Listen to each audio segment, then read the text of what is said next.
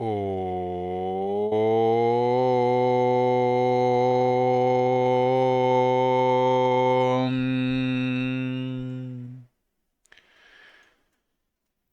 श्री गणेशाय नमः। श्री सरस्वत्यै नमः। श्री गुरुभ्यो नमः। श्रुतिस्मृतिपुराणानाम् आलयं करुणालयं नमामि भगवत्पाद शङ्करं लोकशङ्करं।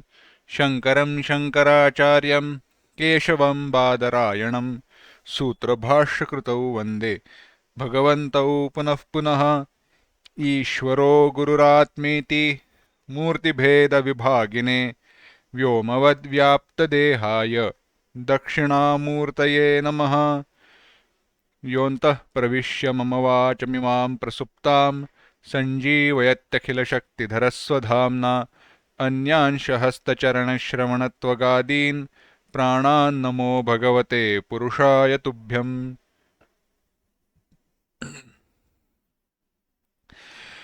वंशीविभूषितकरान्नवनीरदाभात् पीताम्बरादरुणबिम्बफलाधरोष्ठात् पूर्णेन्दुसुन्दरमुखादरविन्दनेत्रात् कृष्णात् परं किमपि तत्त्वमहं न जाने।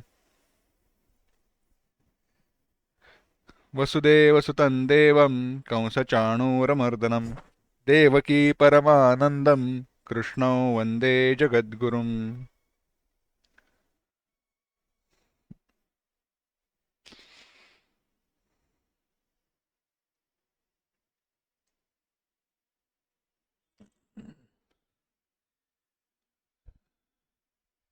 भगवद गीता के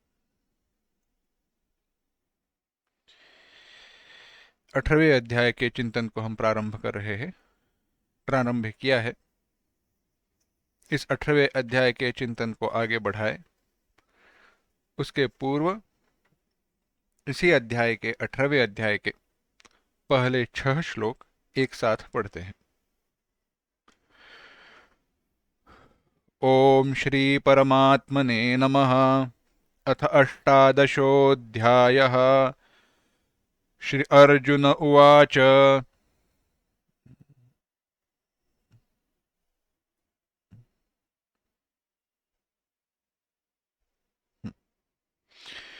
अर्जुन उवाच। सन्न्यासस्य महाबाहो तत्त्वमिच्छामि वेदितुम् त्यागस्य च ऋषिकेश पृथक् केशिनिषूदन। श्रीभगवानुवाच।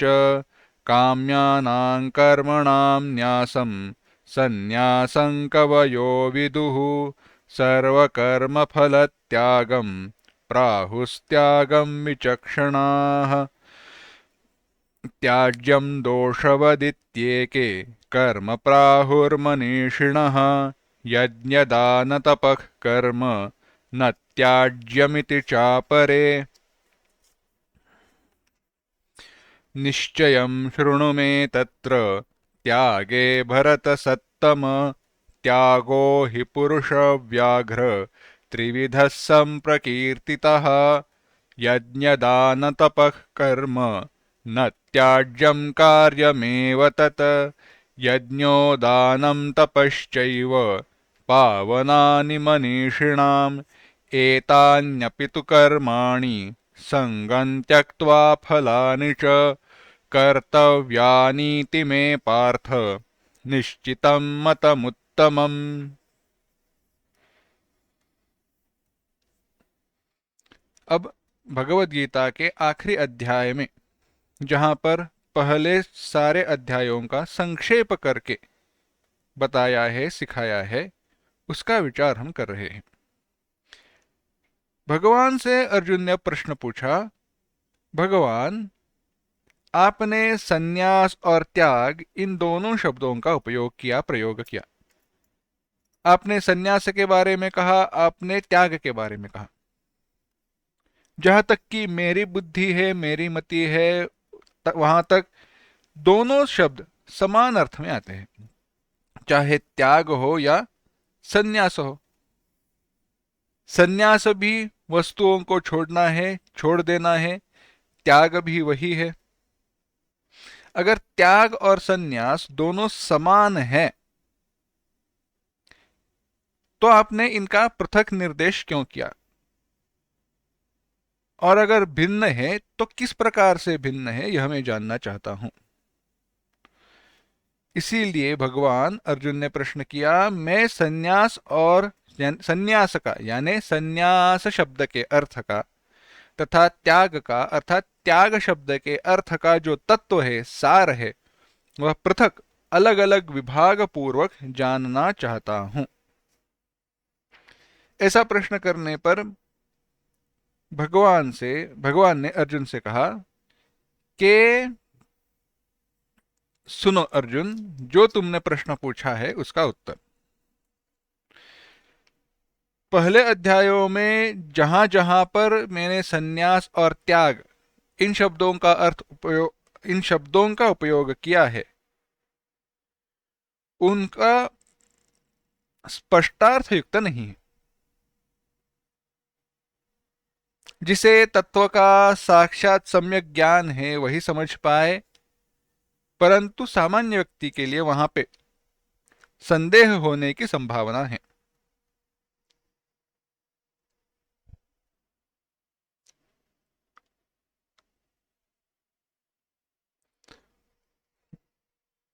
सामान्य व्यक्ति को वहां पे संदेह होने की संभावना है। इसीलिए अर्जुन, अब तुम सुनो। अर्जुन अब मत कुछ बताकर बाद में अपना क्या मत है इसका निर्देश करते हैं। हम पूर्वावलोकन कर रहे हैं। यह पारिभाषिक विषय है।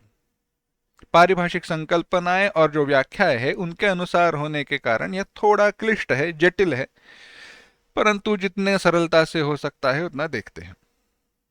तो भगवान ने कहा, काम्यानाम कर्मणाम न्यासम। दूसरे श्लोक में भगवान ने दो व्याख्याएं बताई। कहा, काम्यानाम, जो काम्य कर्म है उन काम्य कर्मों को छोड़ना, काम्य कर्मों का जो त्याग है वह संन्यास कहा जाता है। कई पंडितों का कहना है, कई जो शास्त्र वेत्ते हैं, शास्त्र जानने वाले हैं, वह कहते हैं काम्य कर्मों का जो त्याग है वह क्या है, संन्यास है।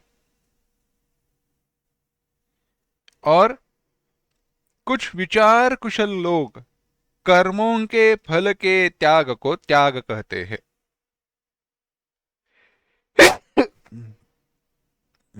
माफ करना। तो हुआ काम्य कर्मों का त्याग, हुआ संन्यास। काम्य कर्मों का त्याग संन्यास क्यों हुआ? क्योंकि जो बाकी कर्म है, काम्य कर्मों को छोड़कर बाकी नित्य, नैमित्तिक और उपासना, वह करने ही चाहिए। वह किए बिना रह नहीं सकते। जो पंडितों का वह जो मत है उसका विचार चल रहा है, वह किए बिना हम रह नहीं सकते, वह करने ही चाहिए, वह छोड़ नहीं सकते। इसीलिए काम्य कर्मों का त्याग ही संन्यास कहो, सारे कर्मों का त्याग संन्यास नहीं। एक मत बता रहे हैं, साक्षात अंतिम मत नहीं। इसके बाद भगवान ने कहा, और त्याग के बारे में, त्याग करना है यानी कर्म छोड़ देना है ऐसे नहीं, कर्म न करना त्याग नहीं है। तो विचार जो कुशल लोग हैं, विचार कुशल लोगों का मत है कि कर्मों के फल का त्याग करना। कर्म के फल का त्याग करना क्या है? कर्म के फल को त्याग करना ही त्याग शब्द से माना गया है। अर्थ क्या है, तात्पर्य क्या है? बात ऐसी है कि कर्मों का जो फल है उसको छोड़ देना, माने कर्म करने का प्रयोजन है, कर्म करने का प्रयोजन है, प्रयोजन के अनुसार कर्म किया है, परंतु उसका जो फल है उसके प्रति आसक्ति, प्रीति न होना, उसकी इच्छा न करना। ऐसे कैसे हो सकता है? प्रयोजन के बिना, फल की अपेक्षा के बिना क्या कर्म किया जा सकता है? हाँ, किया जा सकता है। केवल कर्तव्य बुद्धि के द्वारा किया जाए तो वैसे हो सकता है। यह करना मेरा कर्तव्य है, इसलिए मैं कर रहा हूं, फल मिले ना मिले कोई इच्छा नहीं, फल का त्याग हुआ। परंतु यह किसके बारे में कहा? सर्व कर्म फल त्यागम। सारे कर्मों का फल, सारे कर्मों का जो फल है उसको छोड़ देना। यहां पर एक थोड़ा विचार हमने कहा देखा था, परंतु तात्पर्य उसका यह है, नित्य जो कर्म है शास्त्र में, जो नित्य कर्म है, संध्या वंदन आदि का जो कर्म है, वह सारे नित्य जो कर्म है उनको क्या कहा, अकरणे प्रत्यवाय। करने का कोई साक्षात फल है नहीं, परंतु आपको करने चाहिए, ना करो तो उसके प्रत्यवाय रूप पाप रूप परिणाम है। तो भगवान ने कहा, भगवान कहते नहीं, नित्य कर्मों का भी फल है, क्योंकि भगवान, और इसका क्यों ऐसे क्यों कहा, भगवान आगे बाद में कहेंगे कि मृत्यु के बाद कर्मों का, सारे कर्मों का अच्छा बुरा फल असन्यासियों को, सामान्य व्यक्तियों को मिलता है, सन्यासियों को, जिन्होंने कर्मों का त्याग किया है, उन्हें नहीं। तो अब सन्यास शब्द की और कोई विचार व्याख्या है, वो भगवान बाद में स्वयं बताने वाले हैं। अब आगे कहते हैं भगवान, कुछ लोग क्या कहते हैं, त्याज्यम दोषवदित्य के तीसरे श्लोक में कहा, तीसरे श्लोक में भगवान कहते हैं कि जिसमें दोष है वह दोषवत, दोष से युक्त है, और बंधन का हेतु कार्य, हेतु होने के कारण सारे कर्म दोषयुक्त है। कोई भी कर्म करो, कोई भी कर्म करो, चाहे वो षोडश संस्कार हो, चाहे वो उपासना हो, चाहे वो कोई यज्ञ हो, चाहे कोई पठन इत्यादि हो, कोई भी, सारे कर्म बंधन का कारण होते हैं, हेतु होते हैं, इसीलिए सारे कर्म दोषयुक्त है। जो बात अभी चल रही है उससे कोई तात्पर्य न निकालना। अभी तात्पर्य का विचार अंत में भगवान की जो शिक्षा भगवान जब बताएंगे उसके साथ हम चुन चुन कर, निचोड़ निचोड़ कर लेने वाले हैं। तो भगवान ने कहा कि बंधन के लिए सारे कर्म हेतु हुए। क्यों? क्योंकि कर्म के कारण फल, फल के कारण वासना, वासनाओं के कारण आसक्ति, आसक्ति के कारण पुनः कर्म करने की इच्छा, पुनः कर्म करने की इच्छा के कारण कर्म किया जाता है, कर्म का फल मिलता है, चक्र चालू रहता है। कर्म फल आसक्ति वासना, कर्म फल आसक्ति वासना चलते रहता है, और इसके कारण कर्म के लिए फल रहेगा, फल के कारण कर्म करेंगे, कर्म के कारण फल रहेगा। ऐसे चक्र में जन्म जन्म में हमें फिर से मनुष्य जन्म प्राप्त होता है, जन्म, नया जन्म लेना पड़ता है। अस्तु, तो ऐसे होने के कारण कर्म करने वाले कर्माधिकारी जो मनुष्य है उनके लिए सारे कर्म त्याज्य है। जैसे राग द्वेषादियों का त्याग किया जाता है, वैसे ही सारे कर्मों का त्याग करना चाहिए। तो वहीं पर कुछ अन्य विद्वान हैं, वह क्या कहते हैं, वे कहते हैं कि कर्म छोड़ने चाहिए, बात सही है, परंतु ऐसे है, यज्ञ दान तप, यह जो कर्म है ना, उनको नहीं छोड़ना है। यज्ञ दान तप, इन कर्मों को क्यों नहीं छोड़ना है? क्योंकि कहा, वे यज्ञ दान तप कर्म क्यों नहीं छोड़ने चाहिए, वह करने क्यों चाहिए? तो कहा, वे जो है यज्ञ दान तप कर्म पावनानि मनीषिणाम, भगवान बाद में कहेंगे वह कैसे है, वह पावन, शुद्ध करने वाले हैं, चित्त की शुद्धि प्राप्त कराने वाले हैं। यहाँ पे कर्मयोगियों की निष्ठा, ज्ञान योगियों की निष्ठा, जो हमने पूर्व में विचार किया है, इसका विस्तार है, वह विस्तार हम अभी नहीं देखेंगे, बाद में फिर से पीछे आकर इस विस्तार को देखेंगे।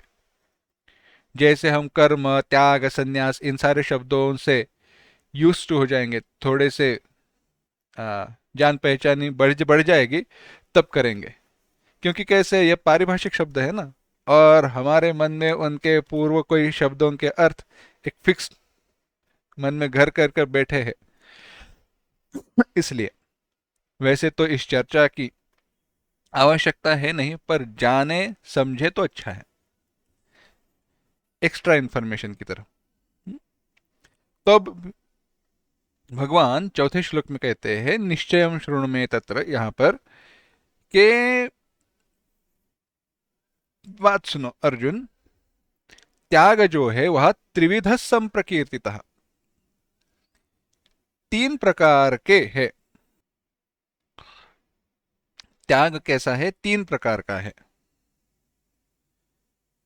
तीन प्रकार कौन से हुए? 17वें अध्याय में जैसे देखा वैसे ही, सात्विक, राजसिक और तामसिक।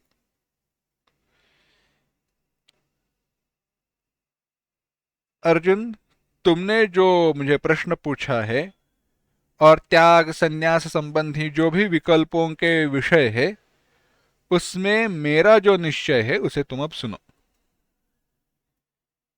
मेरे द्वारा अब जो कहा जाने वाला है उसके द्वारा यह जो त्याग संन्यास का जो तत्व है उसे भली भांति समझो। त्याग और संन्यास इन दोनों शब्दों का एक वाच्यार्थ है। वाच्य डायरेक्ट मीनिंग, साक्षात अर्थ है, और एक है लक्ष्यार्थ। अगर वाच्यार्थ के अनुसार विचार करें तो त्याग माने त्यज, छोड़ना, संन्यास माने भी छोड़ देना। संन्यास और त्याग कोई भेद नहीं है।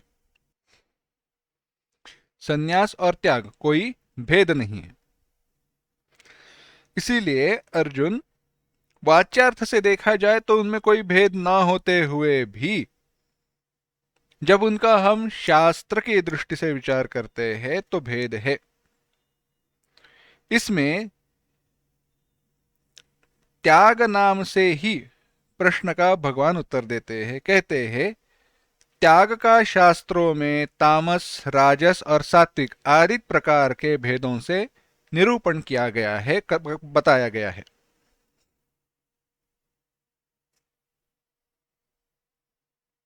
अब बात सुनो, वह निश्चय क्या है? भगवान कहते हैं,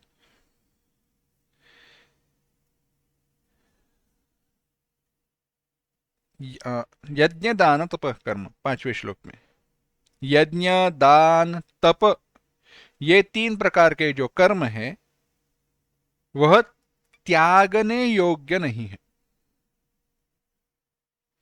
यज्ञ दान तप, यह तीन प्रकार के जो कर्म है वह त्यागने योग्य नहीं है, उनका त्याग नहीं किया जा सकता। क्यों नहीं किया जा सकता? क्यों त्याग नहीं करना चाहिए? क्योंकि यज्ञ दान और तप ये तीनों बुद्धिमानों को यानी जो कर्मयोग का आचरण करते हैं उनके लिए, अर्थात फल कामना रहित पुरुषों के लिए। यज्ञ दान और तप फल कामना रहित पुरुषों के लिए पवित्र करने वाले हैं। थोड़ा अब विस्तार पूर्वक विचार करते हैं।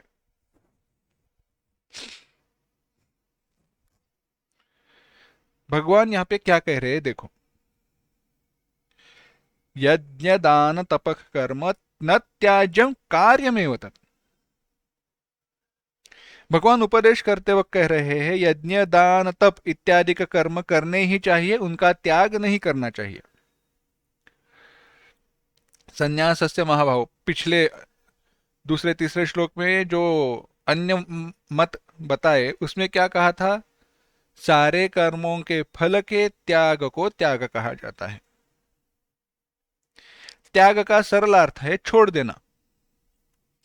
अगर त्याग का सरल अर्थ, वाच्यार्थ छोड़ देना ऐसे है, तो यज्ञ दान तप इनका त्याग, यज्ञ दान तप, इन तीन कर्मों का त्याग क्या हुआ? इन तीन कर्मों को न करना इनका त्याग हुआ। वाच्यार्थ वही है ना। परंतु भगवान कहते हैं यहां वाच्यार्थ नहीं, यहां पे लक्ष्यार्थ के दृष्टि से चिंतन करो, इनको छोड़ नहीं सकते। न करना ऐसी बात नहीं है। क्यों नहीं है? क्योंकि भगवान कहते हैं न करना ऐसी बात इसीलिए नहीं है क्योंकि इनके कामना रहित, फल के इच्छा के रहित करने से चित्त के शुद्धि की प्राप्ति होती है। इसलिए भगवान आसान विषय को आप जटिल तो नहीं कर रहे। भगवान कह रहे नहीं, मैं जटिल विषय को आसान कर रहा हूं। विषय को जटिल हमने बनाया है, कठिन हमने बनाया है। देखो, यज्ञ दान तप बाद में भगवान बताएंगे कि कोई भी व्यक्ति, सामान्य व्यक्ति जो जन्म जन्मांतर से कर्म करते हुए आया है, उसे अगर तुम कहो कर्म नहीं करना चाहिए, कर्म छोड़ दो, बिल्कुल कुछ नहीं करना है, कैसे हो सकता है? हो नहीं सकता। कर्म छूटता नहीं है इतने आसानी से, न होगा ही नहीं, छूटेगा ही नहीं। कभी भी कर्म बिल्कुल न करना असंभव है, क्योंकि शांति से बैठे हैं तो भी मन में कोई ना कोई विचार आ रहे हैं, वह कर्म ही हुआ। हमने तो चिंतन करके देखा है, मनः कृतम कृतम राम न शरीर कृतम कृतम। मन के द्वारा किया गया कर्म ही कर्म है, शरीर के द्वारा किया गया कर्म कर्म नहीं है। यानी बैठे बैठे संकल्पना कर रहे, विचार कर रहे, चिंतन कर रहे हैं तो वह कर्म ही है, एक दृष्टि से, एक मत से। इसीलिए भगवान कहते हैं यह कर्म बिल्कुल न करना गलत है, सही नहीं है। इनके निष्काम कर्माचरण से चित्त के शुद्धि की प्राप्ति होती है, इसीलिए इनका त्याग नहीं करना चाहिए, बिल्कुल न करना ऐसे नहीं। कहते हैं आगे छठे श्लोक में कहा, एतान्यपि तु कर्माणि संगम त्यक्त्वा फलानि च कर्तव्यानि। कैसे? संगम त्यक्त्वा फलानि च। यह जो है, यह पवित्र करने वाले कर्म बताए गए हैं, जैसे यज्ञ दान तप रूपी कर्म, उनके बारे में आसक्ति रहित होकर फल का त्याग करके वे किए जाने चाहिए। कर्तव्यानि, करने ही चाहिए। इसके बारे में यह मेरा निश्चय किया हुआ उत्तम मत है। अर्जुन, निश्चित रूप से यज्ञ दान तप कर्म करो। इसका तात्पर्य यह नहीं हर रोज उठकर यज्ञ दान तप करना चाहिए। तप चलते रहे अच्छी बात है। दान उचित अवसर पर, उचित काल में, उचित व्यक्ति को। यज्ञ जब योग्य समय है उस समय पर। तीनों का सात्विक राजसिक तामसिक विचार आया पिछले अध्याय में, वैसे सात्विक प्रकार से जब कर्म करे, सात्विक दान, सात्विक यज्ञ, सात्विक तप, तो कैसे हो? वह फल रहित, इच्छा रहित, आसक्ति रहित, कामना रहित हो। आगे कहते हैं अब यह प्रतिज्ञा किए हुए विषय का उपसंहार ही है, क्योंकि अब भगवान क्या कहते हैं आगे कि आसक्ति युक्त फलेच्छुक मनुष्यों के लिए यज्ञ दान तप बंधन के कारण है। यज्ञ दान और तप, यह कर्म जिनके हृदय में, मन में आसक्ति है, इच्छा है, उनके लिए बंधन के कारण है। परंतु जो मुमुक्षु है उनके लिए यह चित्त शुद्धि के कारण होते हैं।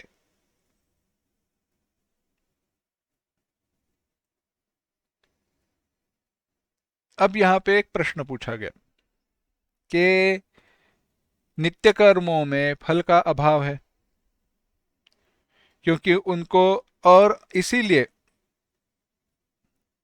नित्य जो कर्म है, यानी दैनंदिन पूजा हो, संध्यादिक वंदनादिक कर्म हो, वे उनको आसक्ति छोड़कर, कर्तव्य फल को छोड़कर इत्यादि की दृष्टि से करना संभव नहीं है, नहीं कह सकते। तो कहा ऐसे नहीं है, यह अर्थ करना ठीक नहीं है, क्योंकि यज्ञ दान तपश्चैव पावनानि मनीषिणाम, इनके द्वारा नित्य कर्मों का भी फल होता है, यह सिद्ध हुआ। क्योंकि यज्ञ तप इत्यादि नित्य में आएंगे, करने चाहिए। इसके सिवा सकाम दूरेण ह्यवरं कर्म, यज्ञार्थात कर्मणोऽन्यत्र, भगवान ने पिछले कुछ अध्याय में जो कहा, उसमें कहा सकाम कर्म दोष युक्त है। इसमें काम्य कर्मों की निंदा कही गई है, इसीलिए तात्पर्य क्या हुआ, निष्काम भाव से कर्म करने चाहिए। अब आत्मज्ञान रहित कर्माधिकारी मुमुक्षु के लिए किस व्यक्ति के बारे में अब भगवान कह रहे हैं, जिसे आत्म साक्षात्कार हुआ नहीं है, ब्रह्म ज्ञान की प्राप्ति हुई नहीं है, ब्रह्म साक्षात्कार हुआ नहीं है, ऐसा आत्मज्ञान रहित मुमुक्षु है, हृदय में मोक्ष की इच्छा है परंतु तीव्र वैराग्य नहीं है, कर्मों के प्रति आसक्ति है, प्रीति है, कर्म में मन अभी भी लगा हुआ है, वहां से पूरा बाहर निकला नहीं है, मोक्ष की इच्छा है परंतु साथ साथ कर्म करते करते मोक्ष मिल जाए अच्छा है, ऐसी भावना जिसकी है उसके बारे में भगवान कहते हैं, 7वां श्लोक देखना, नियतस्य तु संन्यासः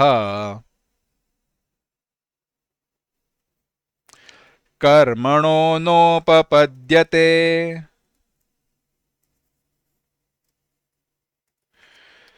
मोहात् तस्य परित्यागः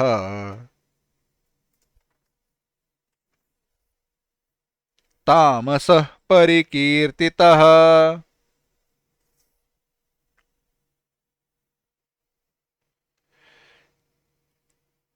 एक साथ,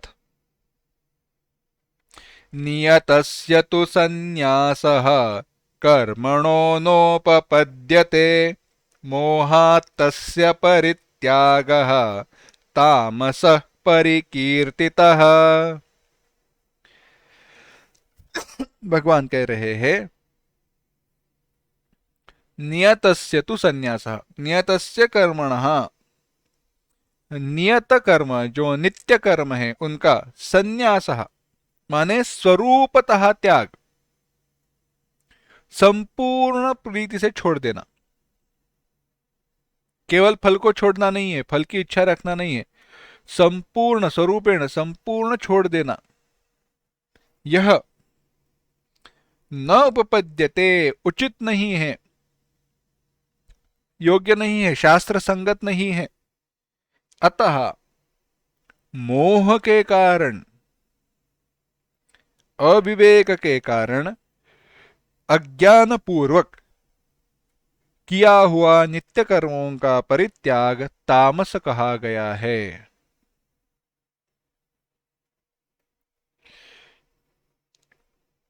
भगवान तामस त्याग बताते हैं, कहते हैं विहित नित्य कर्मों का संन्यास यानी परित्याग करना बन नहीं सकता, क्योंकि अज्ञानी के लिए नित्य कर्म शुद्धि के हेतु माने गए हैं, और इसीलिए नित्य कर्मों का मोह से, अज्ञान से त्याग करना तामस त्याग कहा है।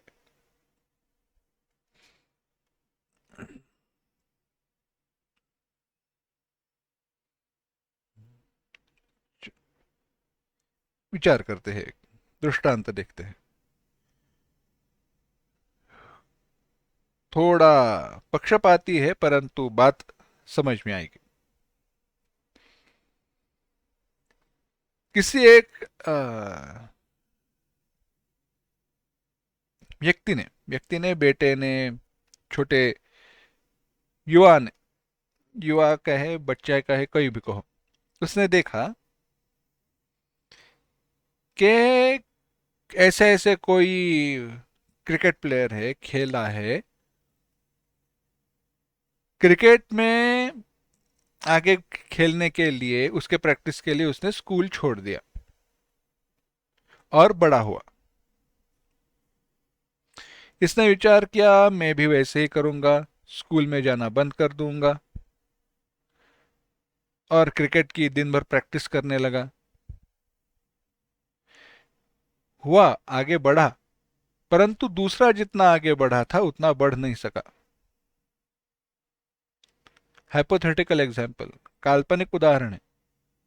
और इसके समझ में नहीं आया, मैंने भी वही किया, मैंने भी स्कूल छोड़ दिया, सब कुछ किया, परंतु मैं आगे बढ़ नहीं पा रहा हूं, मुझे कठिनाई हो रही है, दिक्कत हो रही है, क्यों ऐसे? तो उसका निर्णय तात्पर्य, उसका विचार हम करें तो जिसने स्कूल को छोड़कर आगे क्रिकेट में वो बढ़ा, उसका क्रिकेट का टैलेंट कैसे था वह देखा नहीं गया। सचमुच में पहले से ही बहुत अच्छा खेलता था, और उसका अच्छा जो खेल है, उसका जो कौशल है, उसको अगर आगे बढ़ाना है तो स्कूल में जाने की उसके लिए आवश्यकता बनी नहीं, रही नहीं। जितना आवश्यक सीखना है पाठशाला से, उसने उसने सीख लिया था, आगे चला गया स्कूल को छोड़कर। परंतु जिसने, उस युवक उसको देखा था और वही वैसे ही करने लगा, उसने यह देखा नहीं कि मुझे इतना कितना अच्छा क्रिकेट खेलने को आता है, मैं कितना अच्छा क्रिकेट खेल सकता हूं, क्या मैं उसके प्रति का उतना अच्छा प्रैक्टिस के साथ जा सकता हूं या नहीं, मेरी क्षमता है या नहीं, उसको परखा ही नहीं। यानी अधिकार को परखे बिना कुछ छोड़ना सही नहीं है। इसी प्रकार से भगवान यहां पे कह रहे हैं कि जो अज्ञानी मनुष्य है, कर्म में फंसे हुए हैं, उन्हें कर्मों को छोड़ना नहीं चाहिए। क्यों? देखते हैं। होता ऐसे है, देखो, कर्मों का जब विचार बताया, कर्मों का जब विचार शास्त्र ने बताया, तो कर्म क्यों बताए शास्त्र ने? कि हमारी अशास्त्रीय तामस प्रवृत्ति न हो। हमारा मन चंचल है, वह सारे विषयों के प्रति जाता है, चाहे वो सात्विक हो, राजसिक हो, तामसिक हो। तो उस मन को पकड़ कर रखने के लिए, उस मन को एक दिशा देने के लिए, एक उन्नति के, साधना के मार्ग पर रखने के लिए, या पुण्य के मार्ग पर रखने के लिए नित्य कर्मों का विचार बताया गया। नित्य नैमित्तिकता, सारे कर्म। अगर नित्य कर्मों का त्याग किया जाए और इस व्यक्ति की कर्म में आसक्ति है, प्रीति है, तो होगा क्या? नित्य कर्मों को तो छोड़ दिया है, परंतु नित्य कर्मों को छोड़ दिया है वेदांत श्रवण में, शास्त्राध्ययन में उतनी रुचि नहीं है कि बैठकर दिन भर नाम संकीर्तन करे, जप करे। तो होगा क्या? एक जगह पर त्याग किया है, वे कर्म कर नहीं रहा, दूसरे जगह पर नाम जप नहीं कर रहा, तो मन तामस विषयों पर जाएगा। तामस कर्म करने की प्रवृत्ति इसकी बढ़ जाएगी, क्योंकि नित्य नैमित्तिक कर्मों का एक जगह पर त्याग कर दिया है, साधना भी नहीं कर रहा। इसीलिए ऐसे त्याग को तामस त्याग कहा गया। हमारे आचार्य जी बहुत बार बताया करते थे, कहते थे कि एक दो चार कितने भी कई सारे कर्म है, आप छोड़कर यहां पे आए हो। आश्रम में जब पढ़ते थे तो वहां पे कोई जॉब नहीं, सब कुछ छोड़कर लोग आए थे। बड़े बड़े पोजीशन पे भी पढ़ रहे थे, वैसे भी वो छोड़कर आए थे। रहने दो, वो विचार नहीं है। तो आचार्य जी कहा करते थे कि ऐसे सारे जो भी घर के कर्म हैं, जो कुछ भी है, वह आप छोड़कर आए हो। यहाँ पे ना आपको खाना पकाना है, ना कुछ करना है। खाना आपको समय पर मिल जाएगा, ब्रेकफास्ट, लंच, डिनर, टी, सब कुछ आपको जगह समय समय पर मिल रहा है। ना आपको कोई बिल भरना है, ना कोई इलेक्ट्रिसिटी बिल है, ना वाटर बिल है, ना प्रॉपर्टी टैक्स है, कुछ नहीं है। यानी उसके लिए आपको चिंता नहीं करनी है। पानी समय पर आ रहा है। तो ऐसा सब जब आपके लिए अनुकूल हुआ है, और ऐसी व्यवहार की अनुकूलता के लिए, व्यवहार की अनुकूलता के लिए, कैसा व्यवहार? कोई भी व्यवहार, व्यवहार की अनुकूलता किस प्रकार की? जिसमें हमें साधना करने का अवसर मिले, अध्ययन करने का अवसर मिले, ऐसी अनुकूलता आचार्य जी कहा करते थे, यहां पर आप पढ़ने के लिए आए हो, तुम्हें प्राप्त हुई है। परंतु यहां पर आने के बाद बाकी कर्मों को आपको जब करना नहीं है, तो जो समय आपको उपलब्ध हुआ है,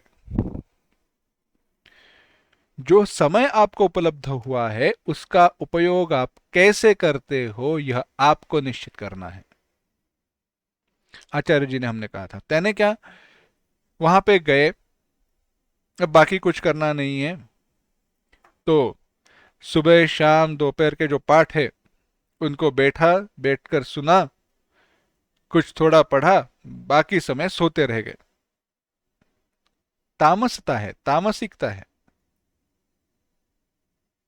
अध्ययन करें, साधना करें, जितना हो सके अध्ययन करें। वैसे है, अनधिकारी व्यक्ति के द्वारा अगर नित्य कर्मों का त्याग किया गया, तो तमोगुण बढ़ जाएगा। इसीलिए भगवान ने कहा उनका त्याग नहीं करना चाहिए। मोह के कारण, अविवेक के कारण, ना समझते हुए अपने अधिकार को अगर उनका परित्याग किया जाए, उनका न करना, न करे उन्हें, तो वह त्याग तामस त्याग हुआ।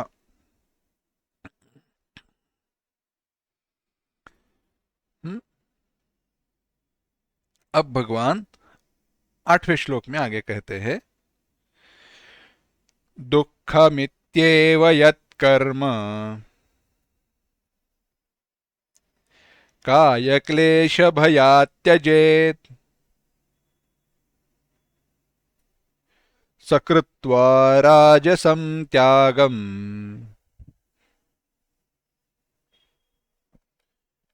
नैव त्यागफलं लभेत्।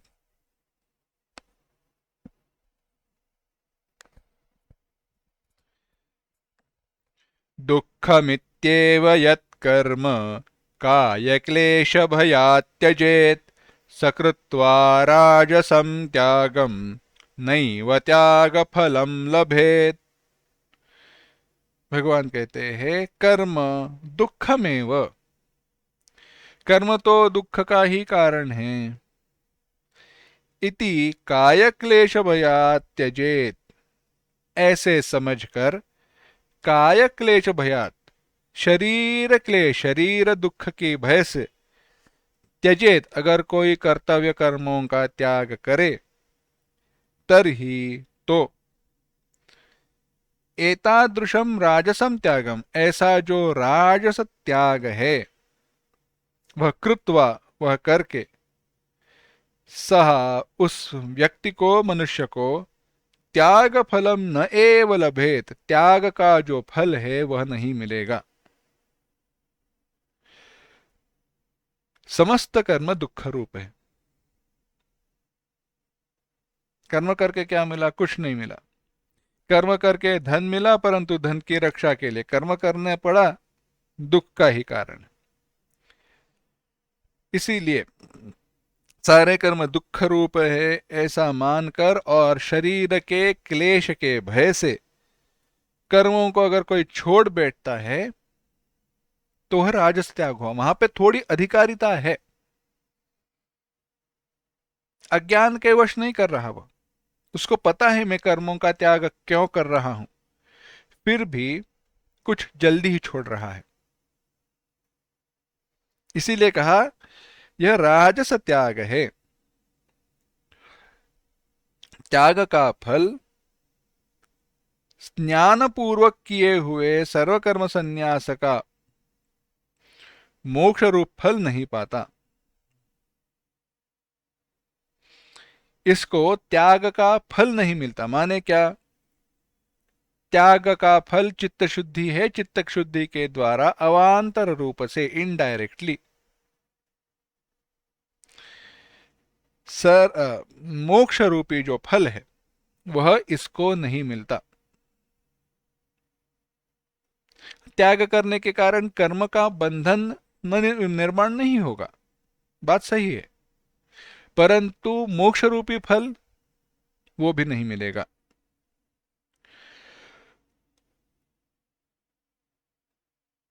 तो यह हुआ राजस त्याग।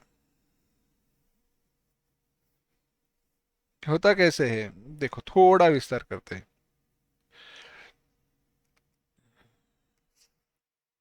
सामान्य कर्म का उदाहरण लेते हैं, चलो। रुद्रयाग करना है।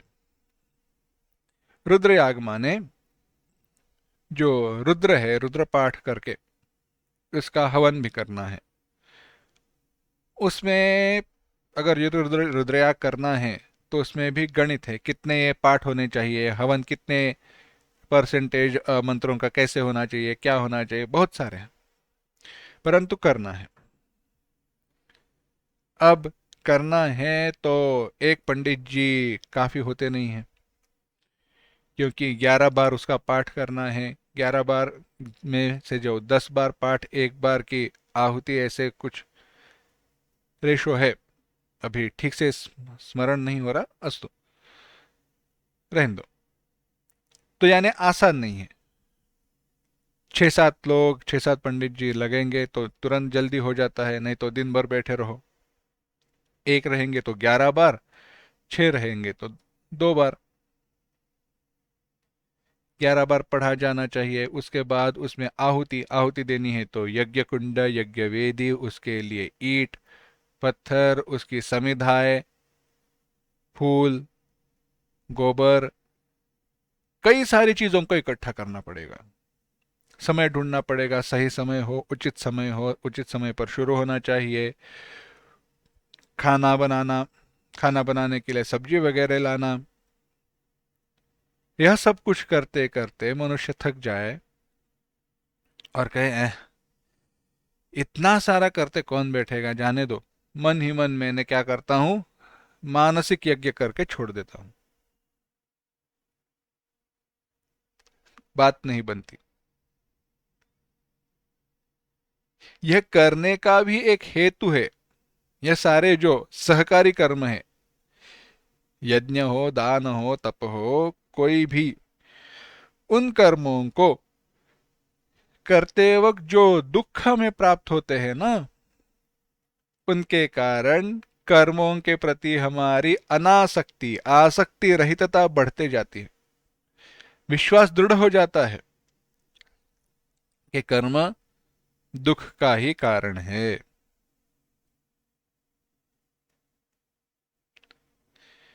तो आगे कहा इसीलिए यह राजस त्याग हुआ।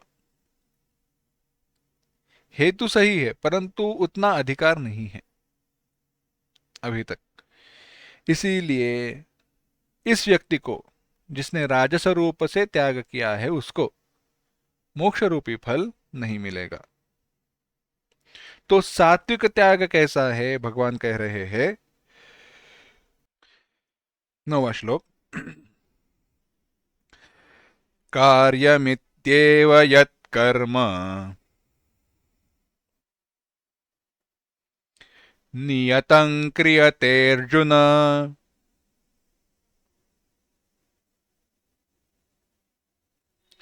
संगं त्यक्त्वा फलं चैव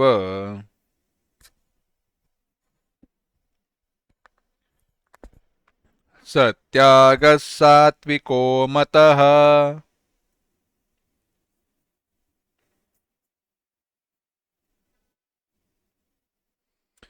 एक साथ।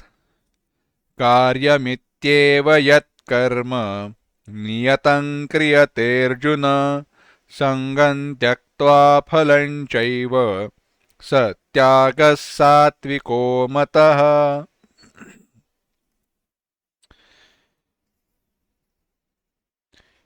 हे अर्जुन, क्रियते अर्जुन, हे अर्जुन, यत जो नियतम कर्म, यत नियतम कर्म जो नियत कर्म है, नियत शास्त्र विहित कर्म है, कार्यमेव करना ही चाहिए, करना कर्तव्यम, करना ही चाहिए, ऐसा जो कर्तव्य रूप है, करना ही मेरा शास्त्र के द्वारा बताया गया कर्म करना मेरा कर्तव्य है, ऐसी भावना से संगम फलम च त्यक्त्वा, संग माने आसक्ति और फल माने फल, इनका त्याग करके, इन दोनों को छोड़कर क्रियते किया जाता है सत्याग सात्विको मतः, वह त्याग सात्विक त्याग कहा गया है अर्जुन, करना चाहिए ऐसी भावना से, यह मेरा कर्तव्य है ऐसी भावना से, ऐसा समझकर जो नित्य कर्म आसक्ति और फल को छोड़कर संपादन किए जाते हैं, वह त्याग सात्विक कहा गया है। तो अब थोड़ा विस्तार देखते हैं। भगवान कह रहे हैं नित्य कर्मों का फल होता है। इसके विषय में पहले विचार हम कर चुके हैं।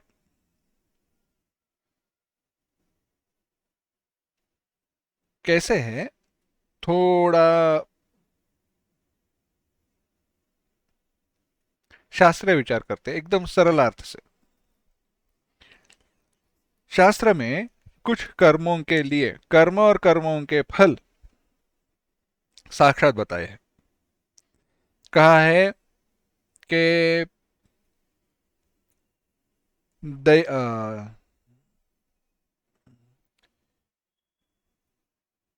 पितृकामः, अब उद्धरण का स्मरण नहीं हो रहा है, परंतु पितृकाम यानी जो उत्तम लोगों की प्राप्ति करने की इच्छा करता है, उसे ऐसे ऐसे यज्ञ करने चाहिए, दैव यज्ञ हो या फिर कृच्छ्रु चांद्रायण आदि व्रत हो, उनका आचरण करना चाहिए इत्यादि को बताया है। तब प्रायश्चित कर्मों में भी उसका विचार बताया गया है। तो यानी कर्म कर जो स्वर्गादिक लोकों की प्राप्ति करना चाहता है, स्वर्ग कामो यजेत, उसे यज्ञ करना चाहिए। यानी कहे गए यज्ञ का फल क्या कहा गया? स्वर्गलोक की प्राप्ति। पंचाग्नि विद्या है, उसकी उपासना बताई गई है, उसका फल क्या बताया? ब्रह्मलोक की प्राप्ति। यानी कर्म कर्म के फल दोनों बताए गए हैं, परंतु इस प्रकार से नित्य जो कर्म है उनका फल नहीं बताया। नित्य कर्म करो तो तुम्हें ऐसे ऐसे फल मिलेगा, साक्षात निर्देश नहीं है। परंतु फिर भी नित्य कर्मों का फल होता है। किस प्रकार का है? अगर नित्य कर्मों का फल क्या होता है समझ में नहीं आ रहा, तो ऐसे ध्यान में रखना कि नित्य कर्मों का अंतःकरण की शुद्धि यह एक फल ही है। नित्य कर्मों का न करना नित्य कर्मों को न करने से प्रत्यवाय रूपी, अकरणे प्रत्यवाय, प्रत्यवाय माने पाप रूपी जो फल मिलता है वह पाप रूपी फल के प्राप्ति की निवृत्ति, नित्य कर्म न करे तो पाप फल मिलेगा, करे तो पाप रूपी फल की निवृत्ति हो जाएगी। यानी पाप रूपी फल की निवृत्ति करना नित्य कर्मों के करने का फल है। पाप की निवृत्ति करना, न करने से पाप मिलेगा, उसकी निवृत्ति करने से हो जाएगी। यानी प्रत्यवाय की निवृत्ति रूप फल नित्य कर्म करने से मिलता है। इसीलिए कहा संगम त्यक्त्वा फलानि च, फल और संग का त्याग करना चाहिए। अब यहां पर जो अधिकारी आसक्ति और फलवासना छोड़कर नित्य कर्म करता है उसकी फलासक्ति आदि दोषों से दूषित न किया हुआ जो अंतःकरण है, जो अधिकारी अब क्या किया है, आसक्ति और फलवासना को छोड़कर नित्य कर्म कर रहा है। संगम त्यक्त्वा फलानि च, संगम त्यक्त्वा फलं चैव सत्यागः सात्विको मतः। 9वें अध्याय 9वें श्लोक में कहा भगवान ने, संग और फल, आसक्ति और फल को छोड़कर जो नित्य कर्म कर रहा है उसका कर्मों के फल में आसक्ति होना दोष है। ऐसे कर्मों के फल में आसक्ति माने फलासक्ति, उस फलासक्ति आदि दोष, फलासक्ति आदि माने फलासक्ति, वासना इत्यादि का सारे जो दोष निर्माण होते हैं उन दोषों से अंतःकरण दूषित नहीं हुआ है, कलुषित मिश्रित नहीं हुआ है। अंतःकरण में वो वासनाएं आसक्ति आकर रह नहीं रही है। ऐसा नित्य कर्मों के अनुष्ठान द्वारा अंतःकरण संस्कृत और विशुद्ध हो जाता है। अब अंतःकरण में न आसक्ति है, न कर्म के प्रति प्रीति है, कुछ है। विशुद्ध और प्रसन्न अंतःकरण ही आध्यात्मिक आलोचना में, आध्यात्मिक विषय की आलोचना में समर्थ होता है। ऐसा विशुद्ध अंतःकरण ही आध्यात्मिक विषय की आलोचना में समर्थ होता है, भगवान कह रहे हैं। अंतःकरण की शुद्धि होनी चाहिए, स्पष्टता होनी चाहिए विचारों की। इसीलिए इस प्रकार से माने आसक्ति और फल की इच्छा को छोड़कर नित्य कर्मों के अनुष्ठान से जिसका अंतःकरण विशुद्ध हुआ है, शुद्ध हुआ है, जो आत्मज्ञान से अभिमुख हुआ है, आत्मज्ञान के अभिमुख है, उसकी उस आत्मज्ञान में जिस प्रकार क्रम से स्थिति होती है वह कहने के लिए भगवान अब कह रहे हैं। क्रम क्या हुआ, भगवान कह रहे थे कि विशुद्ध अंतःकरण वाला जो मनुष्य है, जिसने अपने अंतःकरण की प्रसन्नता, शुद्धि को प्राप्त किया है, किस प्रकार से प्राप्त किया है, अंतःकरण के शुद्धि को प्राप्त करने के लिए उसने निष्काम भाव से आसक्ति और फल की इच्छा को छोड़कर सारे कर्म किए हैं, और इस प्रकार से अंतःकरण विशुद्ध हुआ है। इतना ही नहीं, आत्मज्ञान के अभिमुख वह हुआ है। ऐसे आत्मज्ञान में उसकी, ऐसे व्यक्ति की आत्मज्ञान में किस प्रकार की स्थिति होती है, इसका विषय अब भगवान बता रहे हैं, कह रहे हैं। 10वां श्लोक, न द्वेष्ट्य कुशलं कर्म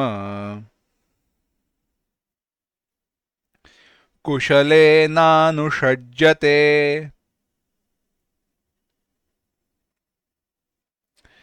त्यागी सत्त्वसमाविष्टः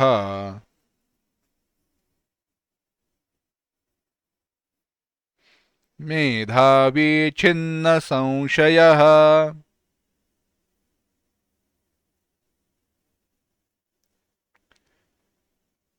भगवान कह रहे हैं, एक साथ पढ़ते हैं।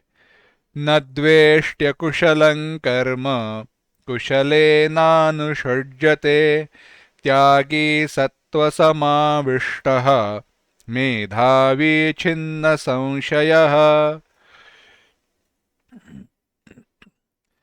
भगवान कहते हैं, जो पुरुष अकुशलं कर्म, अकुशल कर्म का न द्वेष्टि, द्वेष नहीं करता, और कुशले,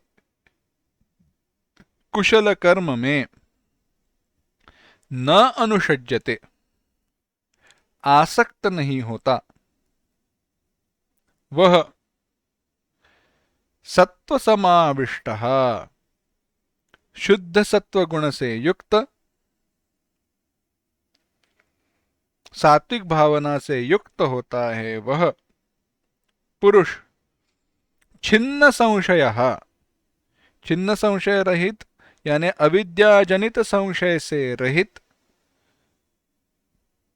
मेधावी बुद्धिमान और त्यागी, सचमुच में सत्य प्रकार से त्यागी कहा गया है। भगवान कह रहे हैं, जो मनुष्य कुशल कर्मों का, काम्य कर्मों का द्वेष नहीं करता और कुशल कर्मों में, नित्य कर्मों में आसक्त नहीं होता, ऐसा पुरुष जो सत्व गुण से युक्त है, अविद्याजनित संशय से रहित है, वही ज्ञानी और त्यागी है। देखते हैं विस्तार। अकुशलम कर्म न द्वेष्टि। अकुशल माने जिससे हमारा कुशल नहीं होता वह अकुशल। काम्य कर्मों से वह द्वेष नहीं करता। काम्य कर्म नहीं करने चाहिए, वो छोड़ दो छोड़ दो, ऐसे नहीं है। द्वेष नहीं करता काम्य कर्मों से। कर्म कर्म पुनर्जन्म देने वाले हैं, संसार के कारण है, इसलिए मुझे काम्य कर्म से क्या लेना देना है, इस प्रकार से कहता नहीं है। उनका जो कर्मों में स्थान है, कर्म की रचना में, कर्म की व्यवस्था में काम्य कर्मों का जो स्थान है उसके अनुसार उनको वहीं पर रखता है, ना उनसे झगड़ा करने जाता है न करने के लिए जाता है। कैसे है, द्वेष करना भी फंस जाना है। किस व्यक्ति का, वस्तु का अगर हम द्वेष करें तो द्वेष के रूप से हम उसी वस्तु का, व्यक्ति का चिंतन कर रहे हैं और ब्रह्म का चिंतन हो नहीं रहा, भगवान का चिंतन हो नहीं रहा।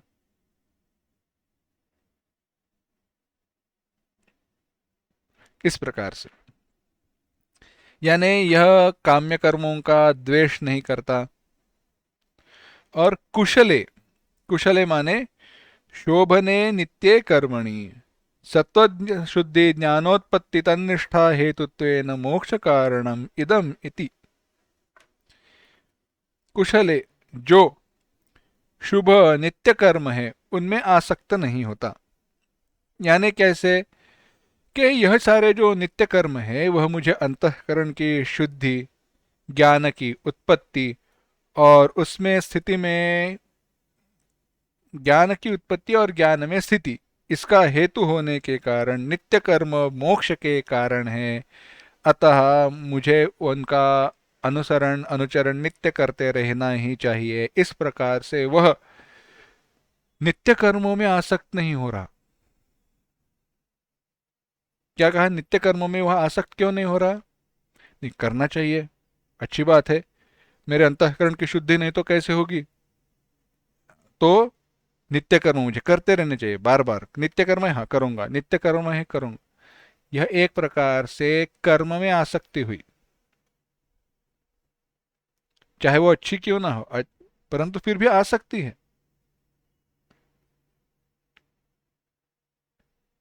समझो, बुखार आया, बुखार आया तो आपने क्या दवा ली, एक गोली ली, बुखार कम हुआ, आधा हो गया, तो आपने सोचा अच्छा एक गोली लेने से बुखार आधा हुआ, और 4-5 गोली ले लेता हूँ, खा लेता हूँ, बुखार बढ़ जाएगा या और कुछ हो जाएगा? बुखार कम नहीं होगा, और ही कुछ हो जाएगा, है ना? तो नित्य कर्म में आसक्ति भी इस प्रकार से है, चाहे चित्त शुद्धि के लिए किया जाए, परंतु चित्त शुद्धि यह फल की इच्छा रह गई तो भी फलासक्ति हो गई, फल की इच्छा हुई। केवल कर्तव्य मुझे करना है बस, ऐसे। इसी प्रकार से अपना प्रयोजन अपश्यन अनुषंगम प्रीतिम न करोति इति एतत्। इस प्रकार से कहा असौ पुनः यह कहा पुनः असौ त्यागी। भगवान भाष्यकार वहां पे कहते हैं कि ऐसा कौन है जो त्यागी है, जो पूर्वोक्त जो नित्य कर्म कहे गए उसमें आसक्ति और फल के त्याग से संपन्न है। ऐसे फल में आसक्ति से रहित और त्यागे से रहित संपन्न ऐसा कौन है? तो ऐसा पुरुष किस अवस्था में काम्य कर्मों से द्वेष नहीं करता, नित्य कर्मों में आसक्त नहीं होता, ऐसे कब होता है? तो कहा भगवान ने, जब वह सात्विक भाव से युक्त होता है, सत्व समाविष्ट त्यागी, छिन्न संशय, मेधावी, ऐसा जो व्यक्ति है उसके बारे में पहले चरण में कहा गया न द्वेष्टे कशलम कर्म कुशले नानुषज्जते संभव है। किस प्रकार का यह त्यागी है? कहा कि वह सात्विक भावना से युक्त होता है, अर्थात सात्विक भावना से युक्त माने आत्मानात्म विवेक, यह ब्रह्म है, यह आत्मा है, यह मेरा गंतव्य स्थान है, यह परमात्मा है, यह सारा विषय है, जगत का भाग है, इसके प्रति मुझे आसक्त नहीं होना है। इस प्रकार से जो बुद्धिपूर्वक विवेक कर सकता है वह विवेक। और ऐसे विवेक के लिए जो सत्व गुण आवश्यक है, उस सत्व गुण से भरपूर है, बहुत सात्विक है ऐसा अंतःकरण जिसका, और सात्विक भावना से युक्त होने के कारण, इस विवेक के कारण वह मेधावी आत्मज्ञान रूप बुद्धि से युक्त है। उसके हृदय के जो संशय है वह नष्ट हो चुके हैं। आत्मस्वरूप में स्थित हो जाना परम कल्याण का साधन है, अन्य कुछ नहीं। इस निश्चय से वह अंतःकरण संशय रहित हो चुका है। अब क्या करना है? उस आत्मज्ञान के जो मैंने परोक्ष रूप से प्राप्त किया है उसमें स्थिर होकर आत्म साक्षात्कार की प्राप्ति करनी है। वही परोक्ष ज्ञान को अपरोक्ष रूप देना है, अपरोक्षत्व देना है। कैसे होगा? चित्त शुद्धि हो जाए, स्वयं हो जाएगा। वह अधिकारी पुरुष पूर्वोक्त प्रकार से कर्मयोग के अनुष्ठान के द्वारा क्रम से विशुद्धांतःकरण होकर जन्म मृत्यु जरा इत्यादि सारे जो विकार है, इन विकारों से रहित, क्रिया रहित, कोई भी जिसमें क्रिया नहीं है, जन्म मृत्यु जरा आदि विकार नहीं है, ऐसे आत्मा को अपना स्वरूप समझ गया है, स्वरूप जानता है, सर्वकर्माणि मनसा संन्यस्यास्ते। भगवान ने कहा था सर्वकर्माणि मनसा संन्यस्य, मन के द्वारा जिसने सारे कर्मों का त्याग किया है, ऐसा आत्मज्ञानी निष्कर्मता रूप ज्ञान निष्ठा को अनुभव करता है, भोगता है। इस प्रकार से पूर्वोक्त कर्मयोग का फल भगवान ने बताया। 9वें श्लोक में जो कर्मयोग का विचार बताया था 8वें 9वें श्लोक में, उसका फल क्या है? अंतःकरण अत्यंत सात्विक विशुद्ध होकर उस अंतःकरण के विशुद्ध अंतःकरण के द्वारा परब्रह्म में नित्य स्थिति की प्राप्ति की जा सकती है। परंतु जो कर्माधिकारी मनुष्य है, जो शरीर में आत्माभिमान रखते हैं, यह शरीर में हूं, मैं आत्मा हूं, और जिसका कर्तृत्व ज्ञान नष्ट हो चुका है, मुझे क्या करना चाहिए क्या नहीं करना चाहिए, उसके कर्म का अशेष त्याग असंभव है। इसीलिए कर्मफल त्याग से सहित विहित कर्मों के अनुष्ठान में उसका अधिकार है। संपूर्ण त्याग करने का अधिकार नहीं है, तो क्या कहा? पार्शल। कर्मों का अशेष त्याग, सारे कर्मों का संपूर्ण दृष्टि से त्याग हो नहीं सकता जिसके बारे में, तो उसके लिए क्या कहा? कर्म फल के त्याग के सहित। कर्म के फल को छोड़ दो, कर्म करो, आसक्ति है ना कर्म करने की, बुद्धि है वहां पे, कर्म करो, परंतु फल की इच्छा को छोड़कर। इस कर्म फल त्याग के सहित विहित कर्मों के अनुष्ठान में अधिकार है, उनके त्याग में नहीं। यह अभिप्राय बताने के लिए भगवान अब 11वें श्लोक से आगे विचार बताने वाले हैं, कहने वाले हैं अशेषतः कर्माणि त्यक्तुम न शक्यम। अशेष रूप से कर्मों का त्याग करना सामान्य व्यक्ति के लिए संभव नहीं है। विस्तार क्या है, विचार क्या है, हमें देखना है, परंतु वह हम अगली बार अगले पाठ में देखते हैं। ओम असतो मा सद्गमय तमसो मा ज्योतिर्गमय मृत्योर्मा अमृतंगमय। ओम शांति शांति शांति। हरि ओम। श्री गुरुभ्यो नमः। हरि ओम।